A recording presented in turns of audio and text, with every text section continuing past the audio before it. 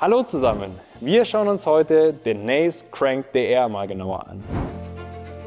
Wir haben zum einen eine ziemlich große Tauchschaufel, die je nach Modell unterschiedlich groß ausfällt und dadurch unterschiedliche Tauchtiefen erreicht werden. Wir haben unsere Naze-Rippen über den Körper. Wir haben einen ziemlich voluminösen Körper, wodurch der Köder extrem viel Druck unter Wasser macht und viel Wasser verdrängt. Wir haben durch die Art und Weise, wie die Tauchschaufel und der Körper zusammengesetzt sind, einen ziemlich aufwendigen Lauf. Das heißt, der Köder wobbelt stark von links nach rechts und ist ein super Köder, der sich gerade für die Sommerangelei auf Barsch, Zander und Hecht eignet. Bei den Komponenten haben wir für euch nur das Hochwertigste verbaut. Vom Splitring bis zu den BKK-Drillingen ist nur Zubehör am Crank, auf das ihr euch verlassen könnt. Eine Besonderheit bei unseren Cranks ist, dass die komplett silent sind. Das heißt, es sind keine Rasseln innen drin verbaut. Gerade an überfischten Gewässern oder Gewässern, wo die Fische einfach schon viele laute Köder gesehen haben, kann euch das den einen oder anderen Fisch mehr bringen. Das war es soweit zu den Details vom Crank DR. Jetzt gucken wir uns mal alles zum Thema Laufverhalten an.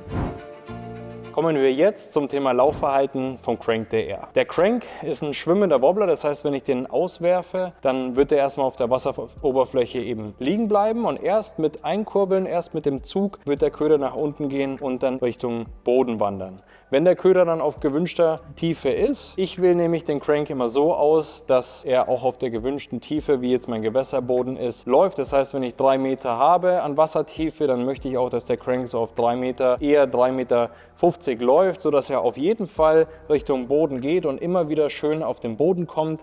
Und durch das auf dem Boden anecken werden Sedimente aufgewirbelt, die für den Räuber interessant sind. Aber auch durch das Auftreffen an der Struktur wird der Köder abgeleitet und durch dieses Ausbrechen kann das beim Räuber einen Biss auslösen und ihr bekommt so den einen oder anderen Biss mehr, wenn ihr den Köder wirklich nah an der Struktur fischt. Und da kommen wir nämlich schon zum zweiten Punkt und das ist die Wurfweite, die nämlich essentiell ist beim Thema Crankbait-Angeln, denn der Crank ist abhängig von eurer Distanz, die ihr werft. Es gibt so eine Ein-Drittel-Regel bei dem ganzen Thema und das ist, dass der Crank das erste Drittel vom Wurf erstmal nach unten taucht, das zweite Drittel auf diese Tauchtiefe läuft und im letzten Drittel schon wieder hochkommt. Und deswegen ist es nämlich super wichtig, dass ihr auf diese Wurfweite eben kommt, dass der Crank möglichst lange in dieser interessanten Tiefe dann auch arbeiten kann. Zu guter Letzt kommen wir jetzt zum dritten Punkt und das ist das Thema Hänger- und bodennahes Angeln. Der Crank ist, und obwohl man das nicht erwarten würde bei 2 Drillingen, relativ